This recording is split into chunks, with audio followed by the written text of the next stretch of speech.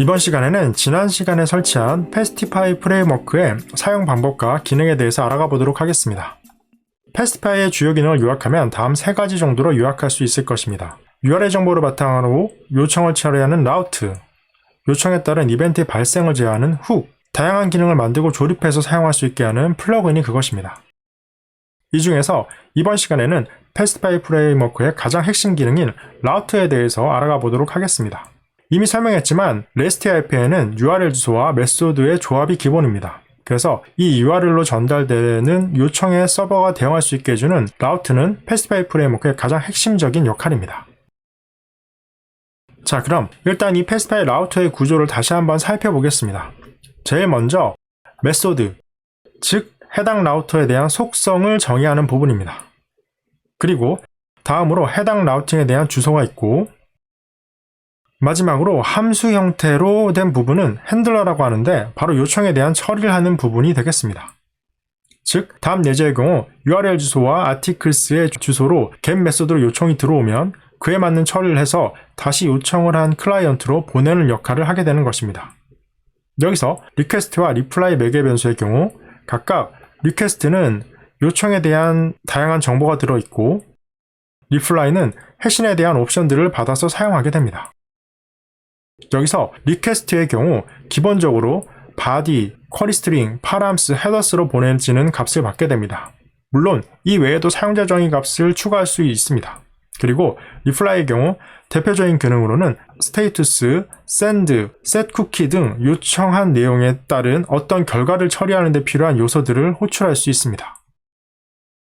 또 메소드의 경우 get 말고도 데이터 입력에 사용되는 post, 수정의 put, 삭제의 delete도 제공됩니다. 기본적인 사용 방식은 get과 같고 핸들러 처리 과정만 조금 다르게 됩니다. 또 이외에 헤더나 옵션스, 패치 등의 메소드를 추가로 제공하기도 합니다. 현재까지 사용한 라우터 정의 방식은 shorthand declaration이라고 하는 방식입니다. 즉 일종의 빠른 정의라고 보시면 되고 간단하게 사용하기 좋은 라우터의 정의 방식입니다. 하지만 이와는 다르게 좀 더 명시적으로 옵션들을 설정할 수 있는 방법도 있습니다. 선언된 패스티파이에 기존의 get과 같은 메소드를 바로 사용하지 않고 라우트를 작성하고 이 안에 필요한 기능을 명시적으로 작성하게 됩니다. 기능의 설정은 기존과 달리 객체 형태의 옵션과 내용을 설정해서 사용하면 되겠습니다. 이제 그럼 옵션을 한번 살펴보겠습니다. 메소드에는 get, put, post 등의 메소드를 설정하게 됩니다. 이때 중요한 것은 메소드를 대문자로 설정해야 한다는 것이 중요합니다. URL은 말 그대로 요청 주소를 나타내고 유효성 검사를 진행하는 스키마를 배치할 수 있으며 프로젝트에서 제일 많이 사용해야 될 프리핸들러라는 훅도 정의하고 함수 형태로 내용을 작성하게 되겠습니다. 또 핸들러도 핸들러라고 작성하고 여기에 함수 형태로 내용을 작성하면 됩니다. 참고로 이 명시적인 라우트의 정의는 각 항목의 이름을 직접적으로 사용하는 것 말고는 실제 기능적 차이는 없습니다. 라우터에서 URL과 핸들러처럼 필수적으로 배치되는 요소 이외에 스키마라는 요소도 있습니다.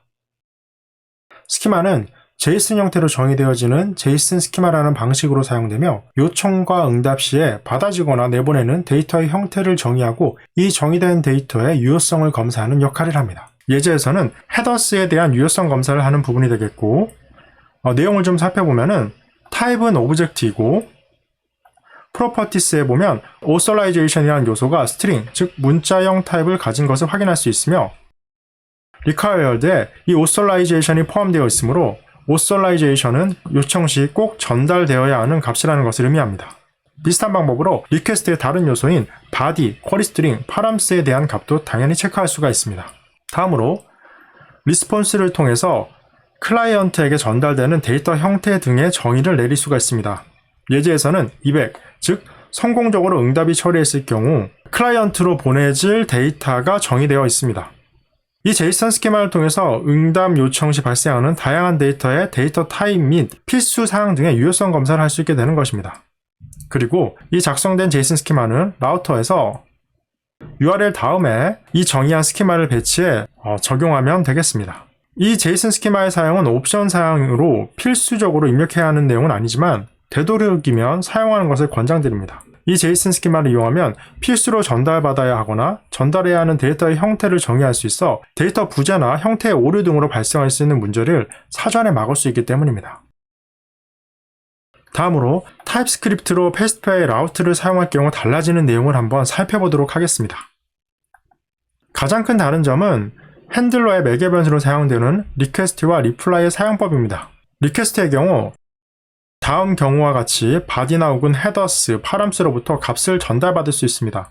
타입이 없는 자바스크립트에서는 이런 방식으로 전달되는 값을 사용할 수 있습니다. 하지만 타입스크립트의 경우는 조금 다른 과정이 필요합니다. 예제 타이틀 콘텐트는 바디에 속한 이미 타입이지만 바디에 대한 타입 속성이 정의되어 있지 않아서 값을 받아올 수가 없습니다. 그래서 이런 값들의 타입을 주입하는 과정이 필요한 것입니다.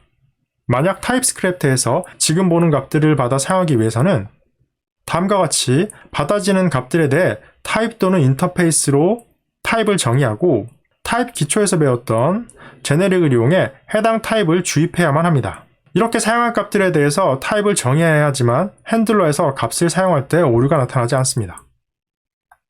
이것은 라우트를 명시적으로 사용할 경우도 마찬가지입니다. 또 핸들러 등에서 직접 타입을 주입할 수도 있습니다. 그럴 경우에는 패스트파이에 정의된 패스트파이 리퀘스트 및 패스트파이 리플라이를 임포트하고 사용할 핸들러 등에서 리퀘스트에 패스트파이 리퀘스트를, 리플라이에는 패스트파이 리플라이를 타입으로 지정하고 패스트파이 리퀘스트에는 제네릭으로 필요한 타입을 주입하면 되겠습니다. 이 패턴은 핸들러의 코드를 분리할 경우 매우 유용한 패턴이기도 합니다. 사실 이 부분은 조금 복잡해 보일 수도 있습니다. 그래서 이후에 패스트파이를 이용한 실제 프로젝트 만들기 과정에서 계속적으로 이 내용들이 반복돼서 봐질 텐데 그렇게 보다 보면은 내용 자체는 그렇게 어렵지 않기 때문에 금방 익숙해질 수가 있을 것입니다. 지금은 일단 자바스크립트로 코딩할 때와 타입스크립트로 코딩할 때 이런 차이점이 있다 정도로 기억해 두시기 바랍니다. 이 패스트파이 라우트를 이용해 요청과 응답이 되므로 사실상 백엔드 서버를 만드는 데 있어서 가장 핵심이 되는 기능입니다. 라우터를 작성하는 데 있어서 메소드, 스키마, 핸들러 등의 기능들과 이들을 배치하는 방법, 또 라우트를 정의하는 방법에서 숏컷 방식과 명시적 방식의 두 가지 방법이 있다는 것, 그리고 타입스크립트를 이용할 때 차이점 등을 꼭 기억해 두시기 바랍니다.